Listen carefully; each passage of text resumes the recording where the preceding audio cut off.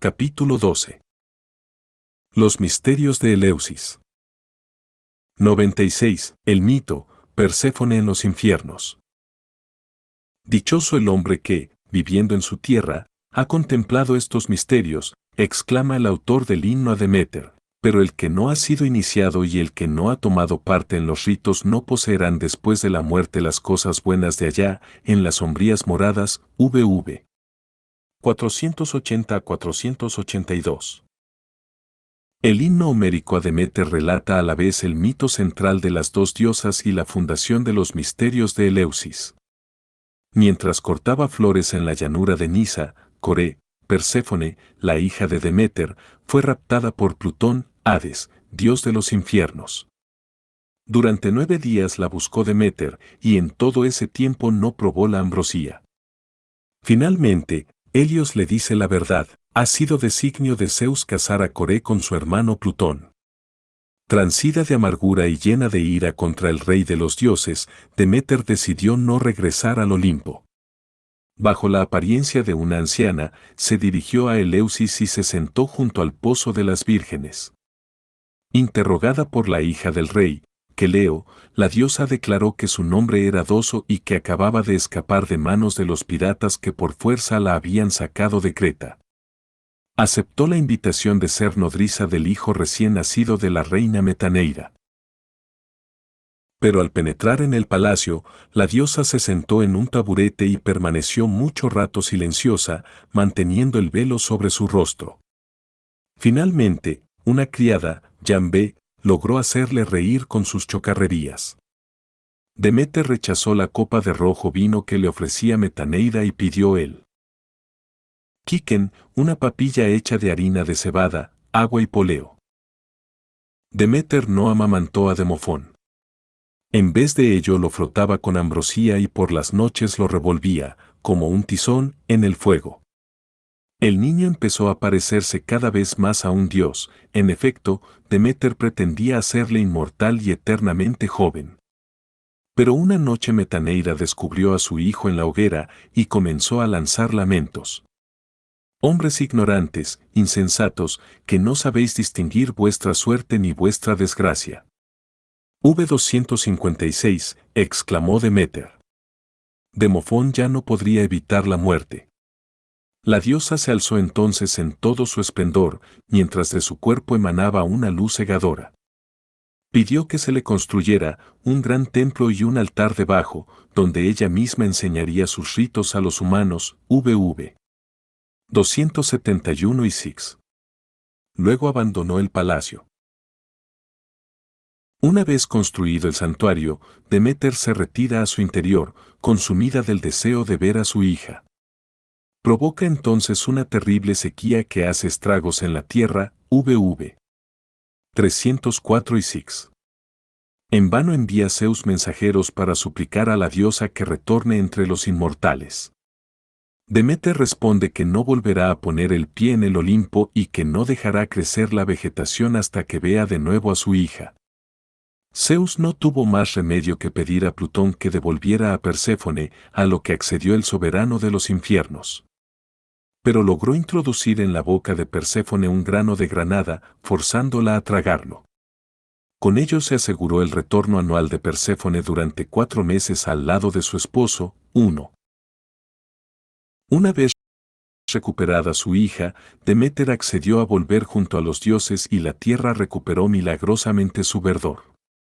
Pero antes de regresar al Olimpo, la diosa reveló todos sus ritos y enseñó sus misterios a Triptólemo, Diocles, Eumolpo y Queleo, los ritos augustos que no pueden ser transgredidos, penetrados ni divulgados. El temor a las diosas es tan fuerte que detiene la voz, vv. 418 y 6. El himno homérico consigna 2 tipos de iniciación, más exactamente, el texto explica la fundación de los misterios de Eleusis a la vez por el encuentro de las dos diosas y como una consecuencia de no haber podido hacer inmortal a Demofón. Podríamos comparar la historia de Demofón con los viejos mitos en los que se relata el trágico error que, en un momento dado de la historia primordial, anuló las posibilidades de inmortalización del hombre. Pero en este caso no se trata de un error o un pecado, de la pérdida por un antepasado mítico, para sí y para sus descendientes, de su condición primera de inmortal. Demofón no es un personaje primordial, sino el hijo menor de un rey. La decisión de Deméter al tratar de hacerlo inmortal puede interpretarse como el deseo de adoptar un niño para consolarse por la pérdida de Perséfone y a la vez como una venganza contra Zeus y los olímpicos. Deméter pretendía transformar a un hombre en dios. Las diosas poseían este poder de conceder la inmortalidad a los humanos, y el fuego o el agua para cocer al neófito se contaban entre los medios más reputados para llevar a cabo el propósito. Sorprendida por Metaneira, Deméter no ocultó su decepción ante la estupidez humana. Pero el himno no hace ninguna alusión a la eventual generalización de esta técnica de inmortalización, es decir, a la instauración de unos ritos iniciáticos capaces de transformar a los hombres en dioses con ayuda del fuego. Una vez fracasado su propósito de hacer inmortal a Demotón, Deméter revela su identidad y exige que se le construya un santuario. Pero solo cuando ha recuperado a su hija enseña sus ritos secretos.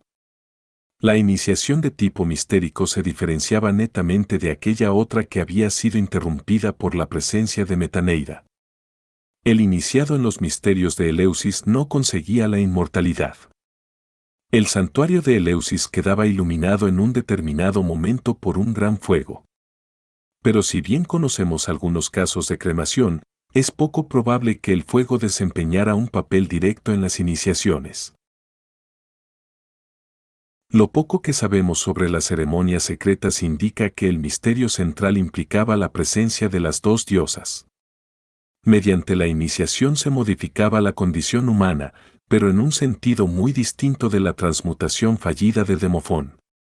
Los escasos textos antiguos que se refieren directamente a los misterios insisten en la bienaventuranza de los iniciados más allá de la muerte. La expresión, bienaventurado el hombre, del himno a Deméter se repite como un estribillo. Bienaventurado el que ha contemplado todo esto antes de marchar bajo tierra, exclamaba Píndaro. Conoce el final de la vida, pero también conoce el comienzo. Trenos. Frag. 10. 3 veces dichosos los mortales que, después de contemplar los misterios, marcharán al Hades. Solo ellos podrán vivir allí, mientras que todo será dolor para los restantes. Sófocles, Frag. 719 Dindori, 348 Didot. Dicho de otro modo, en virtud de las cosas vistas en Eleusis, el alma del iniciado gozará después de su muerte de una existencia bienaventurada. No se convertirá en sombra triste y exánime, desprovista de memoria y vigor, que era lo que tanto temían los héroes homéricos. El himno a Deméter hace tan solo una alusión a la agricultura, al precisar que Triptólemo fue el primer iniciado en los misterios. Pero, según la tradición, Deméter envió a Triptólemo con el encargo de que enseñara la agricultura a los griegos.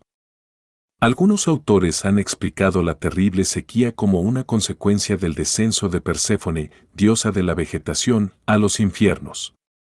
Pero el himno precisa que fue provocada por Deméter mucho más tarde, y precisamente cuando se retiró al santuario que para ella había sido construido en Eleusis. Se puede suponer, con modo raro, que el mito original hablaba de la desaparición de la vida vegetal, pero no del trigo, pues antes del rapto de Perséfone no era conocido. Numerosos textos y monumentos figurativos atestiguan que el trigo fue un don otorgado por Deméter después del drama de Perséfone. Podemos, en consecuencia, descifrar a través de estos datos el mito arcaico que explica la creación de los cereales por la muerte de una divinidad, véase párrafo 11. Pero, por participar de la condición de inmortales que corresponde a los olímpicos, Perséfone no podía morir, como ocurre, por el contrario, en el caso de las divinidades del tipo Dema o los dioses de la vegetación. Los viejos conjuntos míticos rituales, prolongados y desarrollados en los misterios de Eleusis, proclamaban la estrecha relación de orden místico existente entre el hieros gamos, la muerte violenta, la agricultura y la esperanza de una existencia bienaventurada más allá de la muerte. 2. En última instancia, el rapto, es decir, la muerte simbólica de Perséfone tuvo consecuencias decisivas para los hombres. En adelante, una diosa olímpica y benévola habitaría temporalmente en el reino de los muertos. Gracias a ella quedaba anulada la distancia infranqueable entre el Hades y el Olimpo. Mediadora entre los dos mundos divinos, podía intervenir en el destino de los mortales. Utilizando una expresión favorita de la teología cristiana, se podría decir, felix culpa. La fracasada inmortalización de Demofón provocó la epifanía resplandeciente de Deméter y la instauración de sus misterios. 97. Las iniciaciones, ceremonias públicas y ritos secretos. Según la tradición, los primeros habitantes de Eleusis fueron los tracios. Las más recientes excavaciones arqueológicas han permitido reconstruir en gran parte la historia del santuario. Parece ser que Eleusis fue colonizada hacia los años 1580 a 1500 a.C., pero el primer santuario, una cámara con dos columnas interiores que soportaban el techo, fue construido en el siglo XV a.C. También en este siglo fueron inaugurados los misterios, Milonas, Eleusis, página 41. Los misterios se celebraron en Eleusis durante casi 2000 años y es probable que algunas ceremonias fueran modificadas al correr del tiempo. Las construcciones y reconstrucciones realizadas a partir de la época de Pisístrato indican que el culto conoció allí un florecimiento y un prestigio crecientes. La vecindad y la protección de Atenas contribuyeron ciertamente a situar los misterios de Eleusis en el centro mismo de la vida religiosa panhelénica. Los testimonios literarios y figurativos se refieren sobre todo a las primeras etapas de la iniciación, que no exigían el secreto. De ahí que los artistas pudieran representar en vasos y bajorrelieves algunas escenas eleusinas. Aristófanes se permitió incluso hacer algunas alusiones, las ranas, páginas 342 y 6. 3. A ciertos aspectos de la iniciación. Esta se desarrollaba a lo largo de varias etapas.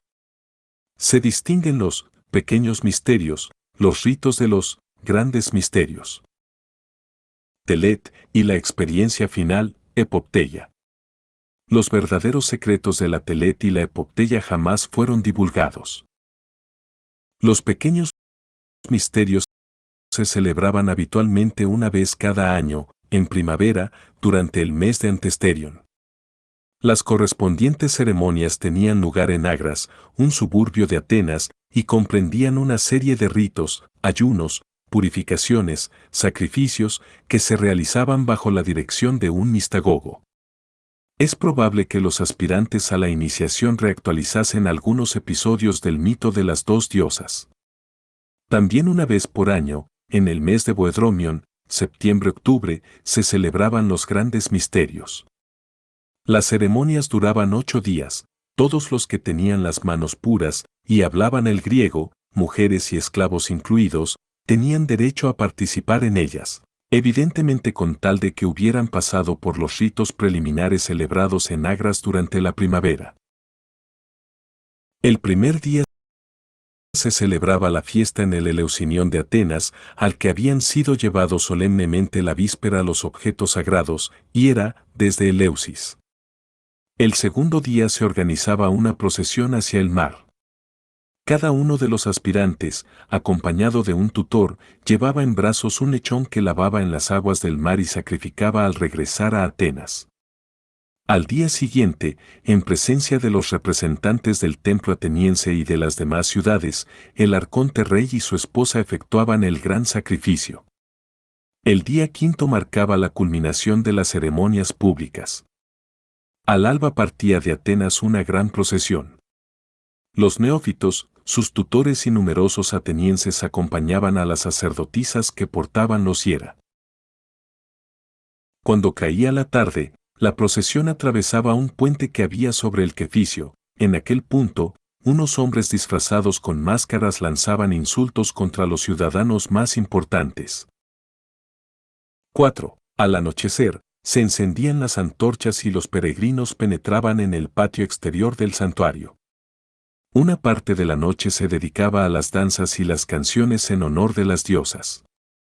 Los aspirantes ayunaban al día siguiente y ofrecían sacrificios, pero en cuanto a los ritos secretos, Telet, solo podemos formular hipótesis. Las ceremonias que tenían lugar ante el Telesterion y en su interior se relacionaban probablemente con el mito de las dos diosas, Milonas, Op. Cit., páginas 262 y 6.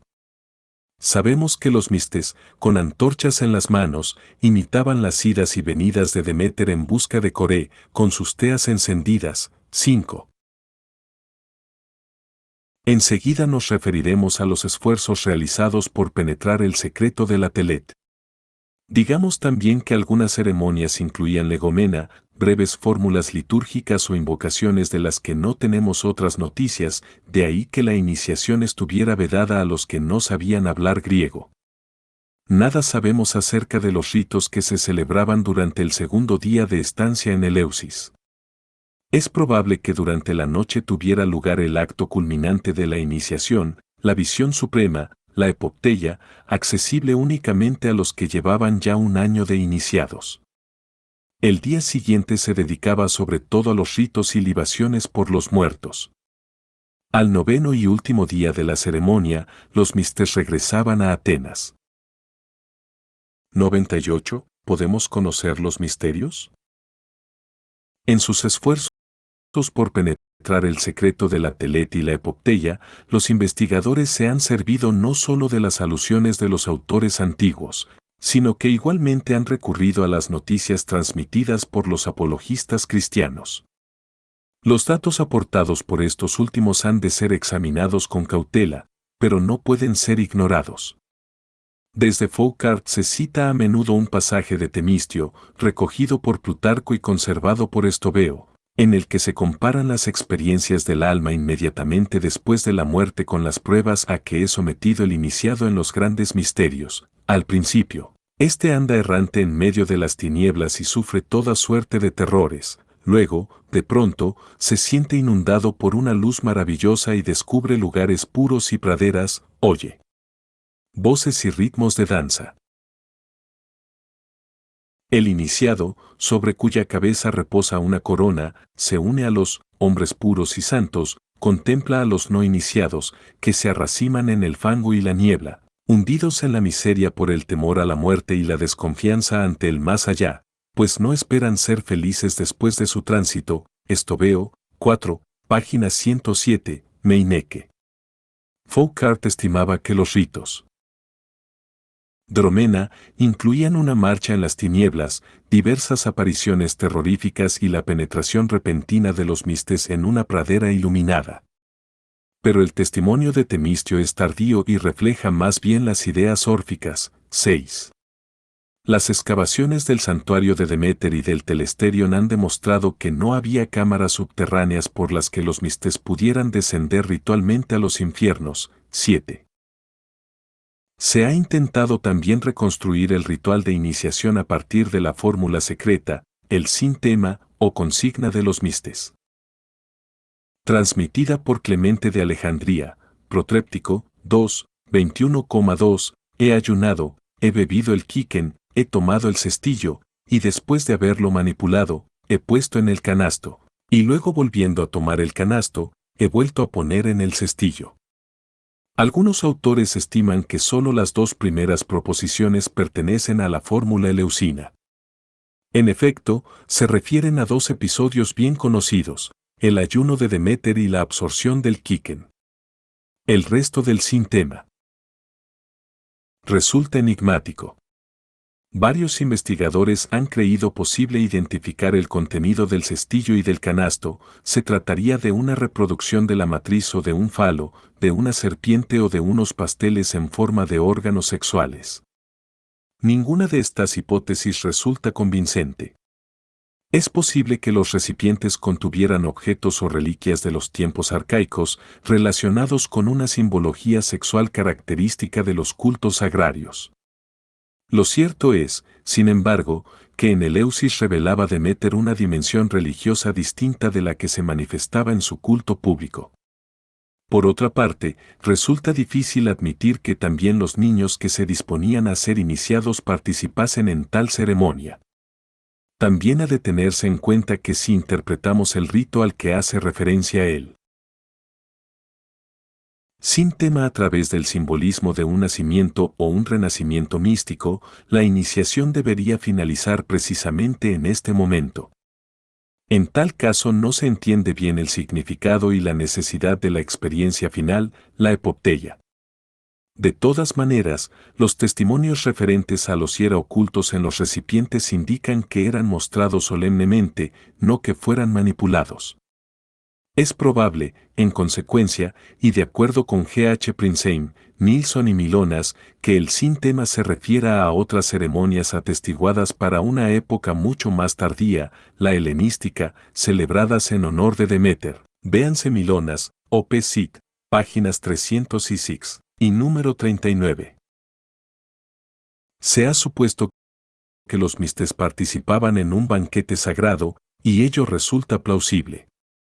En tal caso, el banquete se celebraría al principio, después de la ingestión del quiquen, es decir, antes de la telet propiamente dicha. A partir de un dato aportado por Proclo, Ad Timaeus, 239 c, se ha tratado de deducir otro rito. Los mistes miraban al cielo y gritaban, llueve, volvían la mirada hacia la tierra y exclamaban, concibe.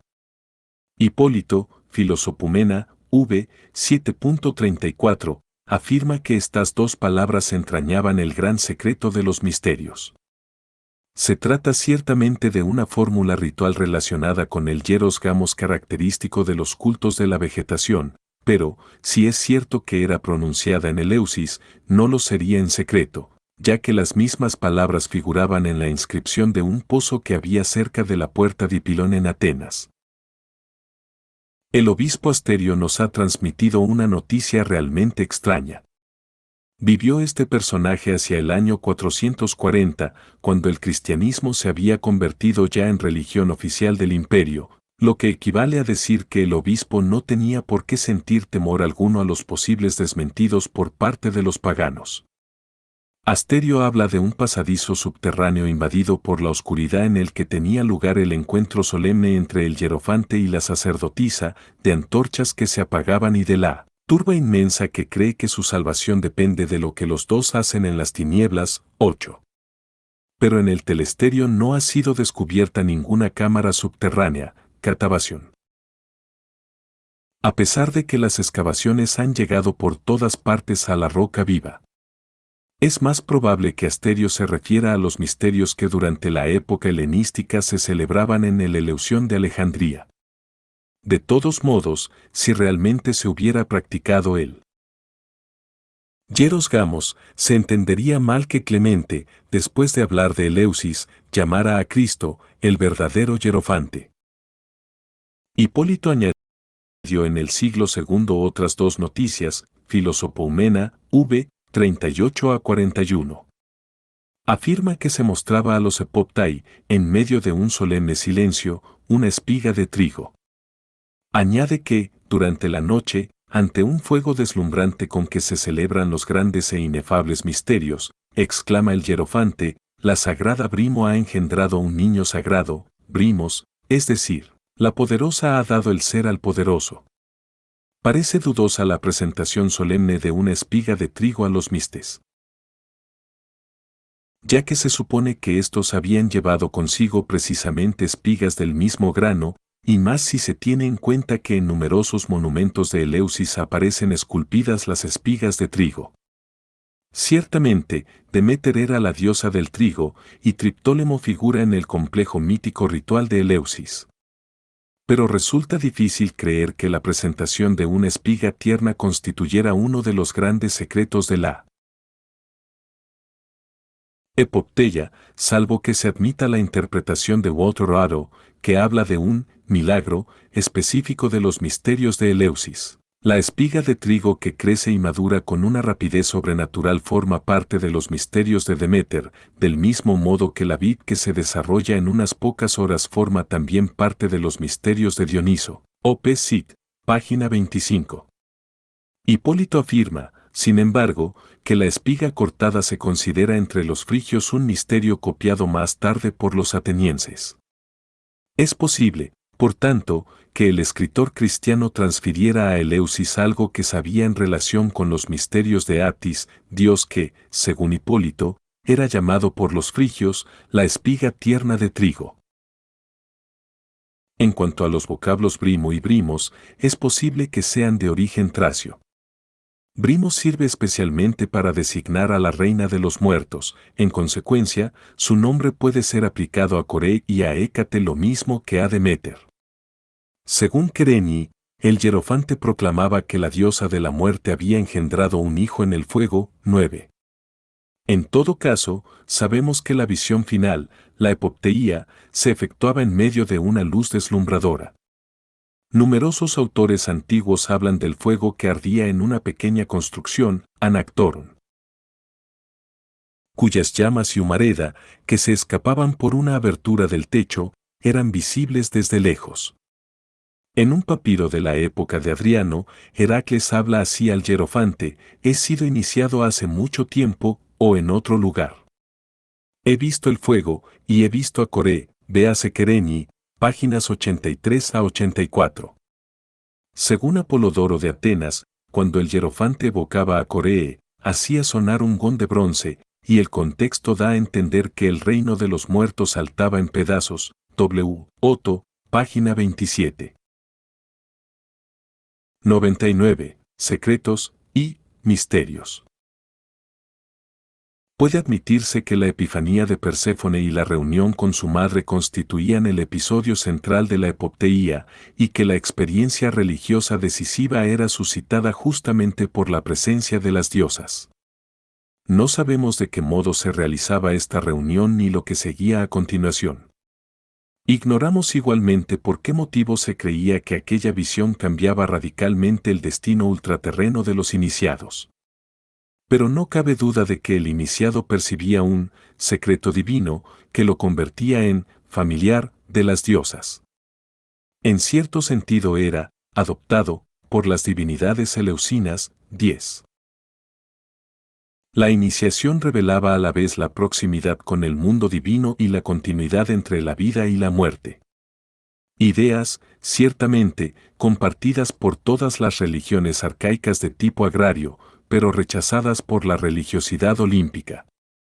La revelación de la misteriosa continuidad entre la vida y la muerte reconciliaba a Lepops con la inevitabilidad de su propia muerte. Los iniciados en los misterios de Eleusis no formaban una iglesia, ni una sociedad secreta comparable a los misterios de época helenística. Cuando regresaban a sus lugares de origen, los mistes y los epoptais seguían participando en los cultos públicos.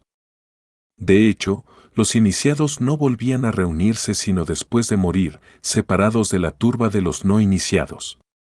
Desde este punto de vista, podemos considerar los misterios de Eleusis, a partir de Pisístrato, como un sistema religioso complementario de la religión olímpica y de los cultos públicos, pero que por ello no se oponía a las instituciones religiosas tradicionales de la ciudad.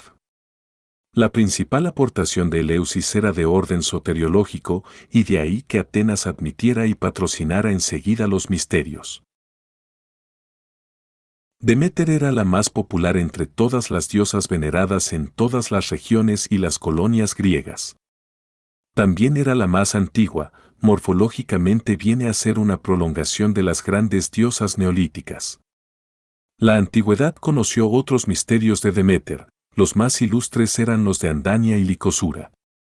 Añadamos que Samotracia, centro de iniciación para los países nórdicos, Tracia, Macedonia, Epiro, era famosa por sus misterios de los cabiros, y que a partir del siglo IV se celebraban en Atenas los misterios del dios Traco-Frigio Sabacio, el primero de los cultos orientales que penetró en Occidente. Dicho de otro modo, los misterios de Eleusis, a pesar de su prestigio inigualado, no constituían una creación exclusiva del genio religioso griego, sino que se insertaban en un sistema más amplio del que, desgraciadamente, tenemos muy escasas noticias.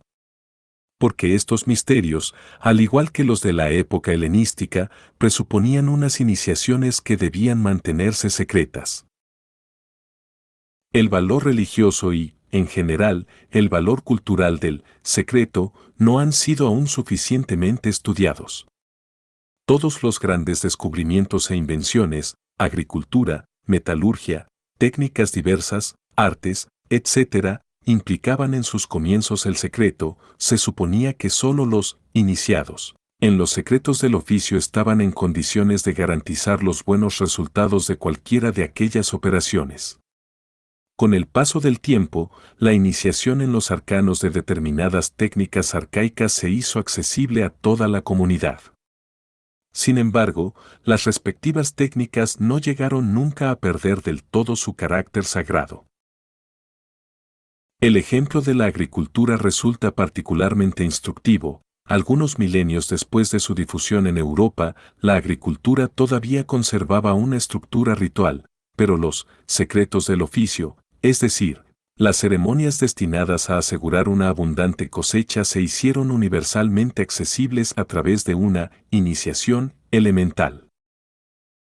Se puede admitir que los misterios de Eleusis guardaban estrecha relación con una mística agrícola. Es probable que la sacralidad de la actividad sexual, de la fertilidad vegetal y del alimento modelaran, al menos en parte, el conjunto iniciático. En este caso hay que suponer que se trataba de sacramentos medio olvidados que ya habían perdido su significación original. Si la iniciación eleusina hacía posibles aquellas experiencias primordiales en las que se revelaban el misterio y la sacralidad del alimento, de la actividad sexual, de la procreación y de la muerte ritual, habremos de admitir que Eleusis merecía con toda justicia su fama de lugar santo y fuente de milagros. Resulta, sin embargo, difícil creer que la iniciación suprema se limitara a una anamnesis de los sacramentos arcaicos. Eleusis había descubierto con seguridad una nueva dimensión religiosa. Los misterios eran famosos especialmente por ciertas revelaciones relativas a las dos diosas. Pero resulta que tales revelaciones exigían el secreto como una condición sine qua non. No de otro modo se procedía en relación con otras iniciaciones atestiguadas en las sociedades arcaicas. La singularidad del secreto eleusino radica en el hecho de que se convirtió en modelo ejemplar para los restantes cultos mistéricos. En la época helenística se exaltará el valor religioso del secreto. La mitologización de los secretos iniciáticos y su hermenéutica no harán sino fomentar innumerables especulaciones que terminarán por configurar el estilo de toda una época. El secreto aumenta de por sí el valor de lo que se aprende, escribe Plutarco, sobre la vida y la poesía de Homero, 92. Se supone que la medicina y la filosofía poseen sus secretos iniciáticos, que diversos autores comparan con algunos aspectos de los misterios eleusinos, 11. En tiempos de los neopitagóricos y de los neoplatónicos, uno de los estereotipos más divulgados es precisamente la idea de que los grandes filósofos escribían en un estilo enigmático, y que no revelaron su verdadera doctrina sino a los iniciados. Esta corriente de ideas encontró su mejor apoyo en el secreto de Eleusis. Los críticos modernos, en su mayor parte, no conceden excesiva importancia a las interpretaciones alegóricas o hermenéuticas propuestas por numerosos autores de la antigüedad tardía. Sin embargo, a pesar de su anacronismo, esas interpretaciones no carecen de interés filosófico y religioso, ya que vienen a prolongar realmente los esfuerzos de otros autores más antiguos que trataron de interpretar los misterios de Eleusis sin traicionar su secreto.